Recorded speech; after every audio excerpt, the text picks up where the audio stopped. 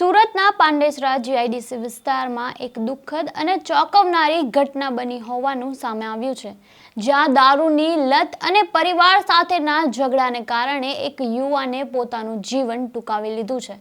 પરિવારના જણાવ્યા અનુસાર માતા અને ભાઈએ યુવકને દારૂ ન પીવા અને ગામ તરફ જવા માટે સમજાવવાનો પ્રયાસ કર્યો હતો, પરંતુ ગુસ્સામાં આવેલા યુવકે માનસિક તણાવમાં આવીને ગળે ફાંસો ખાઈને પોતાનું જીવન ટૂંકાવી લીધું છે। ત્યારે આ ઘટનાએ પરિવાર અને આસપાસના લોકો પર ભારે આઘાત નાખ્યો છે।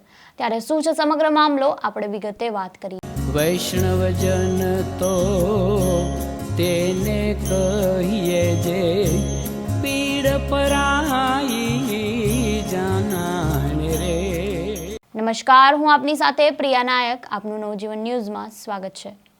પોલીસના સૂત્રો મુજબ યુવકના મોટા ભાઈએ બપોરના જમવા માટે ફોન કર્યો હતો, પરંતુ નાના ભાઈએ ફોનનો જવાબ ન આપતા ફોન ન ઉઠાવતા તેમને ચિંતા થાય છે અને ઘરે પહોંચે છે। જ્યારે ઘરનો દરવાજો ખોલે છે ત્યારે તેમના નાના ભાઈ ફાંસો ખાધેલી સ્થિતિમાં જોવા મળે છે અને આ દ્રશ્યો જોઈને આસપાસના લોકો એકઠા પણ થઈ જાય છે અને તાત્કાલિક 108 એમ્બ્યુલન્સને જાણ કરવામાં આવે છે। ત્યારે 108 એમ્બ્યુલન્સની મદદથી યુવકને સિવિલ હોસ્પિટલમાં ખસેડવામાં આવ્યો છે, જ્યાં ફરજ પરના ડોક્ટરે તેને મૃત જાહેર કરી દીધો હતો। ત્યારે આ ઘટનાની જાણ થતાં પાંડેસરા પોલીસ પણ ઘટના સ્થળે દોડી આવી હતી અને આપઘાતનો ગુનો નોંધીને આગળની કાર્યવાહી હાથ ધરી છે।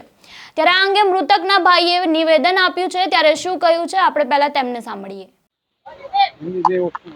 आपका नाम क्या है? मेरा नाम मित्तल कुमार गुप्ता है। आपका रहने का कहाँ है? मेरा पांडेसरा जीआईडीसी LIG 240 में रहता हूँ। ये घटना कब बनी? ये घटना करीब 11:30 का है, आज दोपहर। नाम इसका सोनू कुमार था, रहने वाला बिहार का था। मैं उसका सगा भाई हूँ। क्या हुआ? क्या बना? बनना ये था कि वो शराब बहुत ज़्यादा पीता था, उसके लिए मैं भी मना करता था और मम्मी भी मना करती थी। आज इसके सिलसिले में हम लोग डांटे भी और बोले कि एक काम करो, आज गाड़ी इधर पकड़ा देते हैं, गांव चले जाओ बिहार। तो बोला ठीक है, मैं चला जाऊंगा, पैसा दो। तो पैसा हमने देने से इनकार कर दिया। हम बोले कि एक काम करो, टिकट कटा देते हैं और वही गाड़ी पे ही पैसा देंगे, अभी नहीं देंगे, क्योंकि जब भी पैसा देते हैं तो पैसे से शराब पी लेता है। कोई कार्य नहीं करता है, शराब पी लेता है। कौन सी जगह पे शराब पीता है? शराब पीने के लिए तो अब जगह हम तो पीते नहीं हैं सर, तो इसके लिए हम नहीं बता सकते हैं कि कहाँ पीता था, लेकिन वहाँ पंडेसरा में बहुत सारे शराब का ऐसे अड्डा है जहाँ पीता है। फिर क्या हुआ? फिर वही हुआ कि मैं उसको फ़ोन लगाया दोबारा करीब 11:15 में, तो उसका फ़ोन स्विच ऑफ आया।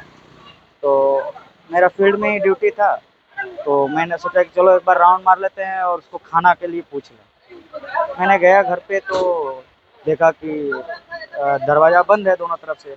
मैंने दरवाज़ा को ढकचाया और खोल दिया, एक दरवाज़ा को धक्का दिया तो खुल गया, और खुला तो अंदर जैसे गया, एंट्री किया तो देखा कि वो फांसी पर लटका हुआ है। फिर मैंने अपने हाथों से हल्ला उल्ला किया तो 2-4 आसपास के आदमी आए और हमने उसको ऊपर उठाया और वो फंदे को काट के मैंने उतारा उसको। बाकी आगे का 100 नंबर पे कॉल किया तो उन्होंने रिपोर्ट दर्ज किया और 112 को भेजे, मेरे पास आए, वो लोग रिपोर्ट लिए। फिर 100 वाहन का बुलाया और यहाँ पोस्टमार्टम के लिए लाए हैं सिविल में। आगे का और कुछ कारण नहीं? और कुछ कारण। इसके पापा क्या काम करते हैं? इसके पापा गांव में रहते हैं, मेरे पापा गांव में रहते हैं, मम्मी गृहिणी है, घर के ही हैं, इसकी घर में शादी हो रहते गई? नहीं, इसकी शादी नहीं हुई, ये शादी बात है। क्योंकि शराब पीते हैं, इनको क्या मैसेज दोगे, क्या दोगे? इनको मैसेज यही देंगे, देखिए आज मेरा भाई जीवित था, लेकिन शराब के कारण आगे क्या बोले, सब कुछ बर्बाद हो गया। 1-1.5 महीना से मैंने उसमें पैसा खर्च कर करके तबाह था। 5 दिन पहले शराब के नशे में कंपनी में गिर के अपना सर फोड़ लिया था, जो अभी वो जख्म भी नहीं सही हुआ। दूसरा जख्म ऐसा दिया कि पूरे घर परिवार को जख्म मिल गया। क्या बोले, इसके आगे नहीं बोल सकते। તો આ હતા મૃતકના ભાઈ, જેમને દુઃખ વ્યક્ત કર્યું છે અને તેમજ સમગ્ર પરિવારમાં પણ શોકની લાગણી છવાયેલી છે। ત્યારે પોલીસની પ્રાથમિક તપાસ મુજબ મૃતકની દારૂની લત અને પરિવાર સાથેના ઝઘડા આ દુઃખદ ઘટનાનું મુખ્ય કારણ હોવાનું જણાઈ રહ્યા છે। ત્યારે મૃત્યુ પહેલા પરિવાર સાથેના ઝઘડા અને તણાવના કારણે યુવકની માનસિક સ્થિતિ ગંભીર બની ગઈ હતી અને તે બાદ તે ગળે ફાંસો ખાઈને પોતાનું જીવન ટૂંકાવી લે છે। ત્યારે આ દુઃખદ ઘટના ફરી એક વખત દર્શાવે છે કે દારૂની લત અને પારિવારિક ઝઘડા કેટલાક યુવાનોના જીવ પણ લઈ જાય છે। ત્યારે પોલીસનું કહેવું છે કે તેઓ સમગ્ર મામલે વધુ તપાસ હાથ ધરશે અને આગળની કાર્યવાહી કરશે।